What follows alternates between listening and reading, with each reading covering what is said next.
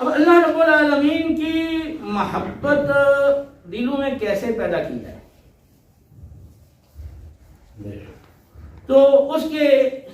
کے لیے دیکھیں، دنیا میں ہم کسی سے محبت کرتے ہیں تو ہم اس کو دیکھتے ہیں، اور دیکھنے کے بعد ہمیں اس سے محبت ہوتی ہے۔ کسی کی ہمیں صورت پسند آ جاتی ہے، کسی کی سیرت پسند آ جاتی ہے، کسی کی کوئی چیز ہمیں پسند آ جاتی ہے، اس وجہ سے ہمیں محبت ہو جاتی ہے، طبیعت کا ادھر میلان ہو جاتا ہے۔ پھر اس محبت میں کبھی وہ شدت ہوتی ہے اور کبھی ضعف ہوتا ہے، مختلف اس کے درجات ہیں محبت کے۔ تو دنیاوی اعتبار سے اگر آپ دیکھیں تو بعض محبت کے واقعات آپ نے اور کہانیاں اور قصے سنے ہوں گے کہ دنیا میں بھی بعض لوگوں کو بعض چیزوں سے یا بعض انسانوں سے اتنی محبت ہو جاتی ہے کہ وہ بالکل اس میں فنا ہو جاتے ہیں، جبکہ اللہ رب العالمین اس کے زیادہ لائق ہے، زیادہ اس کے سزاوار ہے کہ ہم اس سے بھی زیادہ محبت کریں۔ تو اب وہ محبت کیسے پیدا کی جائے؟ اس کے لیے ضروری ہے کہ ہم اللہ تعالیٰ کی کتاب کے ساتھ اپنے تعلق کو مضبوط کریں، اور رسول کریم علیہ الصلوۃ والسلام جو مختلف اوقات میں اللہ کی بارگاہ میں دعائیں مانگتے تھے، اور خصوصاً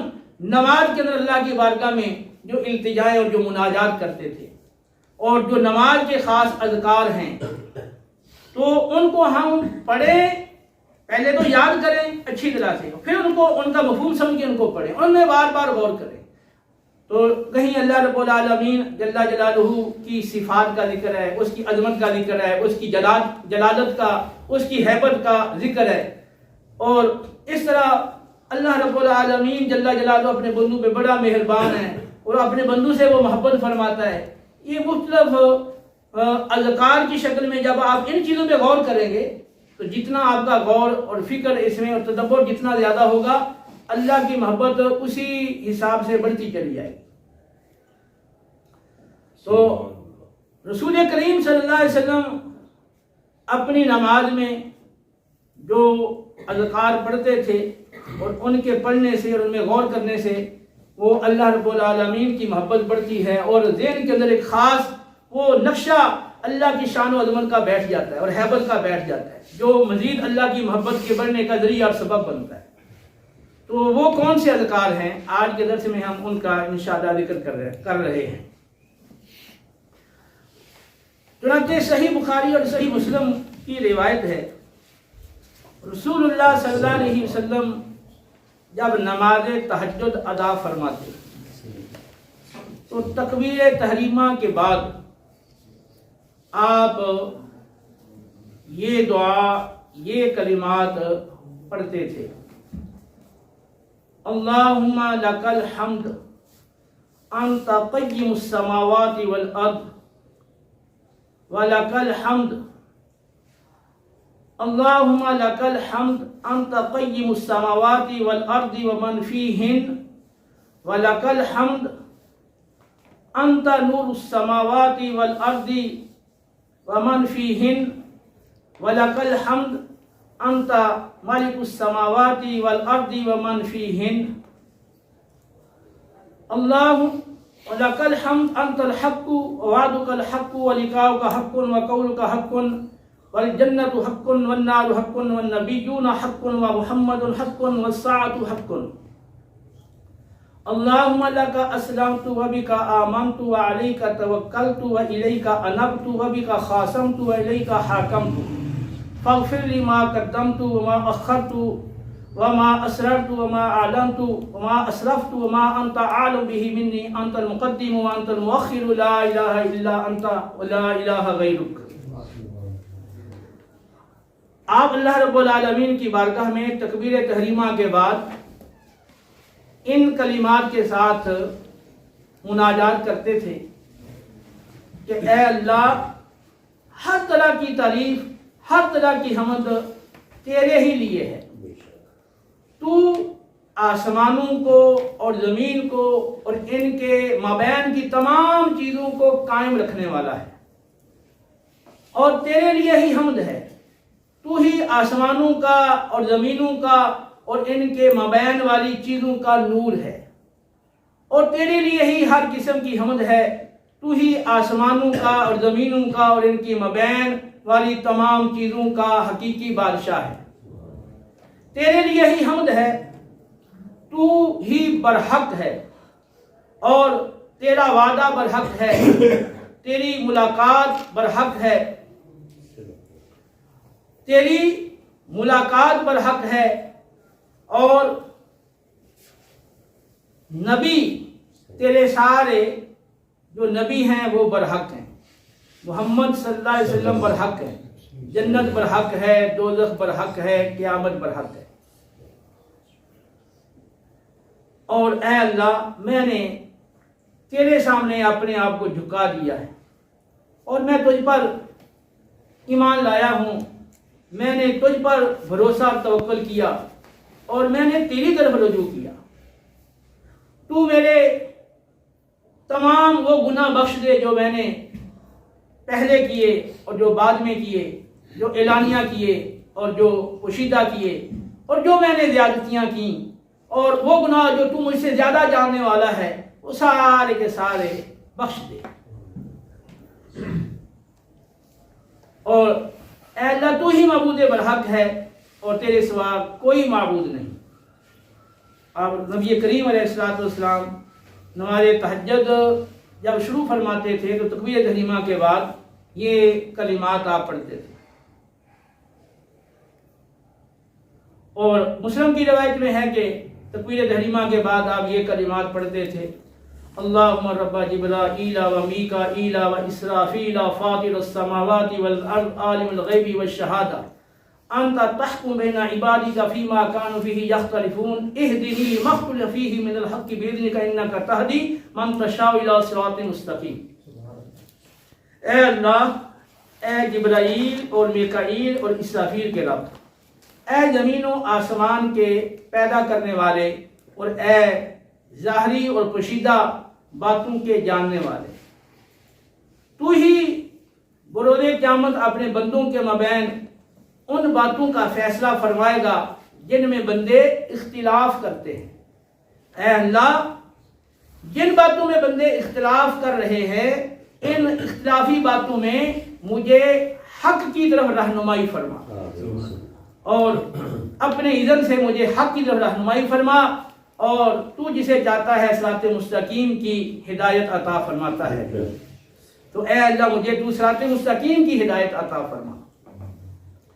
تو نبی کریم علیہ السلام نماز تہجد میں تکبیر تحریمہ کے بعد ان کلمات کے ساتھ بھی اپنے رب کی بارگاہ میں مناجات کرتے تھے۔ اور عام جو آپ کی نمازیں تھیں ان میں ایک تو معروف ثنا ہے جس کو سنن اربع میں روایت کیا گیا: سبحانک اللہم و بحمدک و تبارک اسمک و تعالی جدک ولا الہ غیرک۔ اے اللہ، تو اپنی حمد کے ساتھ ہر عیب اور نقص سے پاک ہے، اور تیرا نام بابرکت ہے، اور تیری شان بلند ہے، اور تیرے سوا کوئی عبادت کے لائق نہیں۔ صحیح بخاری اور صحیح مسلم میں روایت ہے کہ رسول کریم صلی اللہ علیہ وسلم تکبیر تحریمہ اور قرات کے مابین کچھ دیر سکوت فرمایا کرتے تھے۔ تو سیدنا ابو ہریرہ رضی اللہ تعالیٰ عنہ نے عرض کیا: یا رسول اللہ صلی اللہ علیہ وسلم، آپ تکبیر تحریمہ اور قرات کے مابین جو سکوت کرتے ہیں اس میں کیا پڑھتے ہیں؟ تو آپ صلی اللہ علیہ وسلم نے فرمایا کہ میں اس دوران، اس وقفے میں یہ پڑھتا ہوں: اللہم باعد بینی و بین خطایایا کما باعدت بین المشرق والمغرب، اللہم نقینی من الخطایا کما ینقی الثوب الابیض من الدنس، اللہم اغسل خطایایا بالماء والثلج والبرد۔ کہ اے اللہ، میرے اور میری خطاؤں کے مابین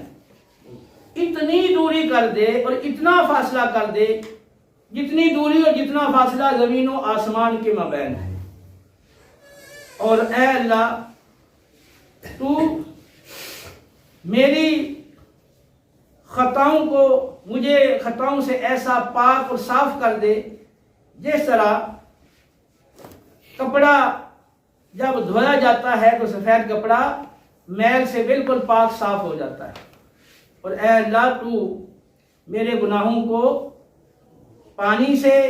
برف سے اور اولوں سے دھو دے۔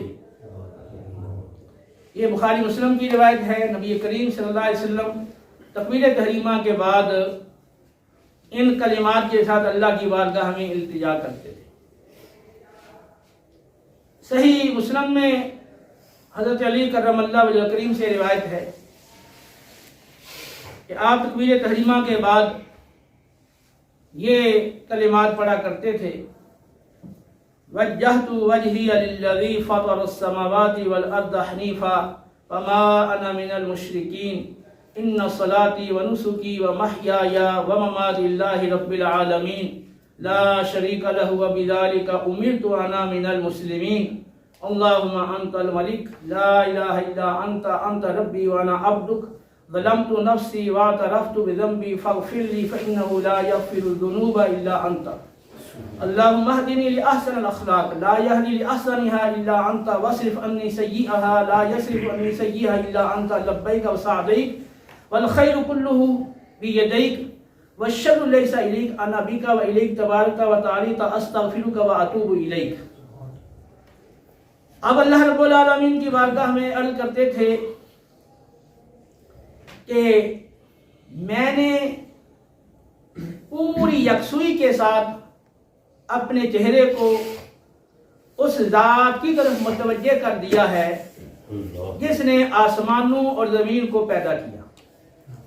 اور میں شرک کرنے والوں میں سے نہیں ہوں۔ بے شک میری نماز، میری قربانی اور میرا زندہ رہنا اور میرا دنیا سے رخصت ہونا، یہ سب اللہ رب العالمین کی رضا کی خاطر ہے، اور مجھے اسی بات کا حکم دیا گیا ہے، اور میں فرمانبرداری کرنے والوں میں سے ہوں۔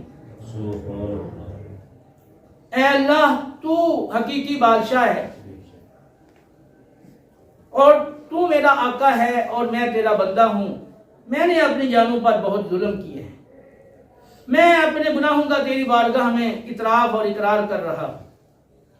اے اللہ تو میرے سارے گناہوں کو معاف کر دے، تیرے سوا کوئی ایسا نہیں ہے جو گناہوں کو معاف فرمانے والا۔ اے اللہ مجھے اچھے اخلاق کی طرف ہدایت دے،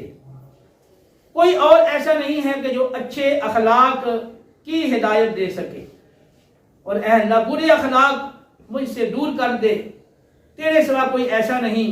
جو برے اخلاق اور بری عادتوں کو مجھ سے دور کر سکے۔ اے اللہ میں تیری بارگاہ میں حاضر ہوں، اور میں تیری فرمانبرداری کے لیے حاضر ہوں، اور تیری فرمانبرداری یہ میری بہت بڑی سعادت مندی ہے۔ میری توفیق اے اللہ تیری وجہ سے ہے، اور میری التجا تیری طرف ہی ہے۔ میں نے تجھ پر توکل کیا، اور میں تجھے بارگاہ میں، تو